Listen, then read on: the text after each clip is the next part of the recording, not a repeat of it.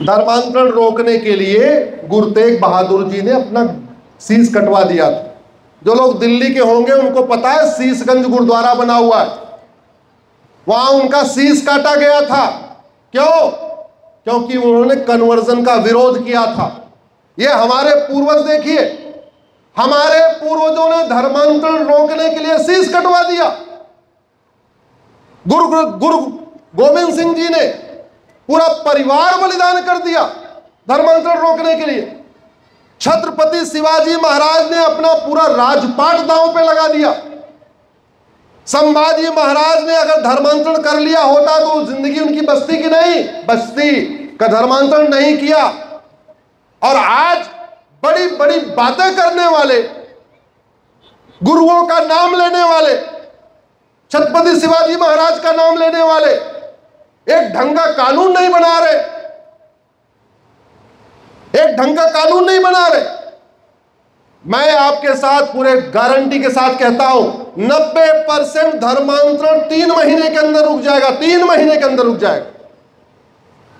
धर्मांतरण राष्ट्र की सुरक्षा के लिए खतरा है, और जो राष्ट्र की सुरक्षा के लिए खतरा है उससे निपटने के लिए कानून है, उसका नाम है नेशनल सिक्योरिटी एक्ट। आपने अखबारों में सुना होगा, रासुका वो उसको बोलते हैं, राष्ट्रीय सुरक्षा कानून रासुका बोलते हैं। यूपी में अगर धर्मांतरण कराने वाले जिहादियों पे एनएसए लग सकता है तो मध्य प्रदेश में लगना चाहिए कि नहीं? जोर से बोलिए जरा, क्यों नहीं लग रहा?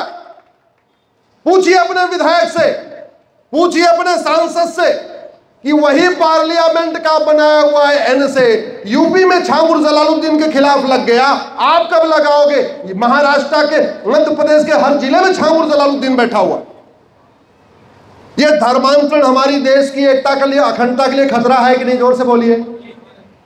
क्यों?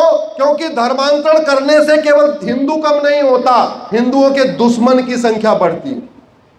अजमल कसाब कौन था? कन्वर्टेड हिंदू। बुरहान वानी कौन था? कन्वर्टेड हिंदू। सिमी में जितने बैठे हुए कौन है? कन्वर्टेड हिंदू। पीएफआई के जितने मेंबर हैं कौन है? कन्वर्टेड। उसमें कोई अरब से आया हुआ है क्या? आपके खंडवा में सिमी का सेंटर चला करता था, पता नहीं आजकल है कि भाग गए सारे। वो कोई अरब वाले हैं कि यहीं के हिंदू हैं? जोर से बोलिए जरा, यहीं के हिंदू। हमें खतरा कन्वर्जन से है, हमें खतरा कन्वर्टेड हिंदुओं से है, हमें खतरा अरब, दुबई, कुवैत, बहरीन वालों से नहीं है। इसका बल्कि उल्टा है। भारत में लफ्ज़ जिहाद हो रहा है, दुबई में लफ्ज़ जिहाद नहीं हो रहा है। भारत में धर्मांतरण हो रहा है, दुबई में धर्मांतरण नहीं हो रहा। भारत में घुसपैठ हो रही है, दुबई में घुसपैठ नहीं हो रही है। बहुत सारे भारत के लोग तो दुबई पलायन कर रहे हैं, कलकत्ता के लोग, बाकी मैं दिल्ली के लोगों को देख रहा हूं दुबई शिफ्ट हो रहे हैं। क्यों करें? दुबई सुरक्षित है। आप सोचिए, भारत सुरक्षित नहीं है, दुबई सुरक्षित है। हमें खतरा कन्वर्टेड हिंदुओं से है। मुंबई में बम ब्लास्ट किसने किया था? जोर से बोलिए। कन्वर्टेड हिंदुओं ने। शब्द यूज करिए, बार बार इसको यूज करिए। मुंबई बम ब्लास्ट किसने किया? दिल्ली में बम ब्लास्ट किसने किया? भोपाल में बम ब्लास्ट किसने किया? पटना में बम ब्लास्ट किसने किया? आपके खंडवा में बम ब्लास्ट किसने किया? अरे भैया, हमें कन्वर्टेड हिंदुओं से खतरा, इसलिए कन्वर्जन को रोकना जरूरी है। इसीलिए इसको देश की एकता अखंडता के लिए खतरा डिक्लेयर करना चाहिए। और जो देश के लिए एकता अखंडता के लिए खतरा हो उससे निपटने के लिए कानून है, उसको कहते हैं यूएपीए। अगर उत्तर प्रदेश में बाबा जी धर्मांतरण कराने वाले जिहादियों पे यूएपीए लगा सकते हैं तो आपके मध्य प्रदेश में लगना चाहिए कि नहीं? धर्मांतरण से बड़ा कोई देशद्रोह है क्या? जो वसुधैव कुटुंबकम को मानते हैं, नारी तू नारायणी को मानते हैं, उनको ऐसे विदेशी पंथ में कन्वर्ट कर देना जहां इक्वलिटी, जस्टिस, लिबर्टी, फ्रेटर्निटी का कॉन्सेप्ट ही नहीं है, इससे बड़ा देशद्रोह क्या होगा? यूपी में धर्मांतरण कराने वाले मिशनरियों, जिहादियों पे देशद्रोह की धारा लग रही है, आपके एमपी में नहीं लग रही है। धर्मांतरण अपने आप में इनडायरेक्ट वॉर है। मुगल यहां धर्मांतरण कराने आए थे, अंग्रेज यहां धर्मांतरण कराने आए थे, आज भी धर्मांतरण हो रहा है। यह इनडायरेक्ट वॉर है। भारत की डेमोग्राफी बदलने का प्लान है और वेजिंग वॉर के लिए बीएनएस में प्रावधान है। संविधान भी कहता है जो भारत के खिलाफ अप्रत्यक्ष युद्ध करे उसका मुंह तोड़ दो, उसकी टांग तोड़ दो, जो तोड़ना है तोड़ दो। वेजिंग वॉर की धारा नहीं लग रही है। धर्मांतरण एक संगठित अपराध है, एक व्यक्ति नहीं करता, पूरी चेन होती है। अगर यूपी में गैंगस्टर लग सकता है तो आपके यहां क्यों नहीं लग सकता? मैं आज बहुत सारे लोग पूछते हैं युवा कि मैं क्या करूं, तो मैं आपको बता रहा हूं, पहला काम करिए 5000 फेसबुक फ्रेंड बनाइए। दूसरा काम करिए सप्ताह में एक दिन सांसद को मिलिए, एक बार विधायक से मिलिए, सांसद विधायक को पकड़ पकड़ के कहिए। और एक मैं आपको कह रहा हूं, लफ्ज़ जिहाद भी रुक जाएगा, धर्मांतरण भी रुक जाएगा। केवल कानून की 5 धारा अपने यहां लगवाइए। धर्मांतरण लफ्ज़ जिहाद और धर्मांतरण कराने वालों पे एनएसए लगवाइए, उनके खिलाफ यूएपीए लगवाइए, उनके खिलाफ वेजिंग वॉर लगवाइए, उनके खिलाफ देशद्रोह की धारा लगवाइए, उनके खिलाफ गैंगस्टर एक्ट लगवाइए। उनकी जिस दिन लफ्ज़ जिहादियों की और धर्मांतरण कराने वालों की 100% प्रॉपर्टी जब्त होना शुरू हो जाएगी, इनकी नागरिकता खत्म होना शुरू हो जाएगी, इनको साल भर के अंदर आजीवन कारावास, फांसी मिलना शुरू हो जाएगा। गारंटी के साथ कहता हूं, लफ्ज़ जिहाद भी रुक जाएगा, धर्मांतरण भी रुक जाएगा। गाय को रोटी खिलाने से गाय नहीं बचेगी।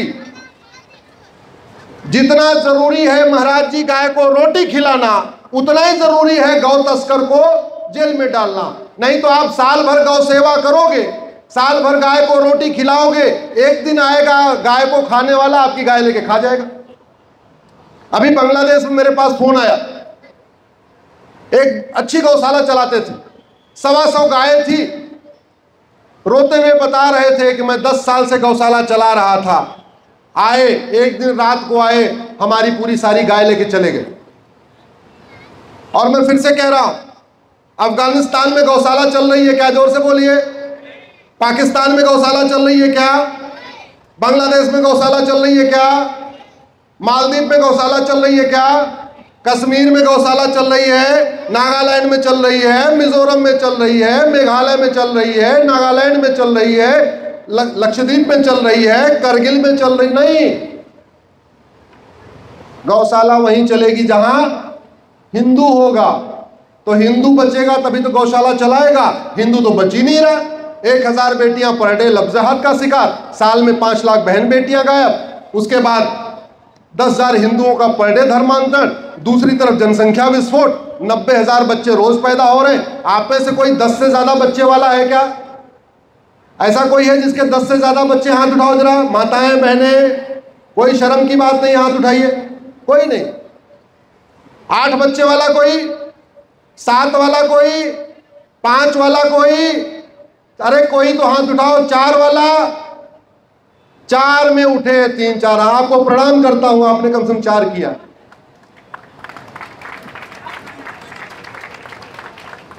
पूरी ताकत देखो, ये जागृत लोग हैं तब 4 किए हैं। अरे भैया ऐसे बात नहीं बनेगी। आपको हम दो हमारे दो लागू करना ही पड़ेगा। भारत को बचाना है, भारत की संस्कृति को बचाना है। चंद्रशेखर आजाद का सपना साकार करना है, गुरु गोलवलकर जी का सपना साकार करना है, बाबा साहब अंबेडकर का सपना साकार करना है, डॉक्टर हेडगेवार जी का सपना साकार करना है, वीर सावरकर जी का सपना साकार करना है। तो हम दो हमारे दो सबके दो, इसको लागू करना ही पड़ेगा। इसके बिना काम नहीं चलेगा। और कुछ लोग कहते नहीं कुछ मानेंगे नहीं, अरे खूब मानेंगे। सीधे इसको नागरिकता से जोड़ना पड़ेगा। जो हम दो हमारे दो मानेगा वो भारत का नागरिक, जो नहीं मानेगा वो भारत का नागरिक नहीं। मानेंगे कि नहीं मानेंगे? सब मानेंगे। भय बिन होय सठे साठ्यम समझ।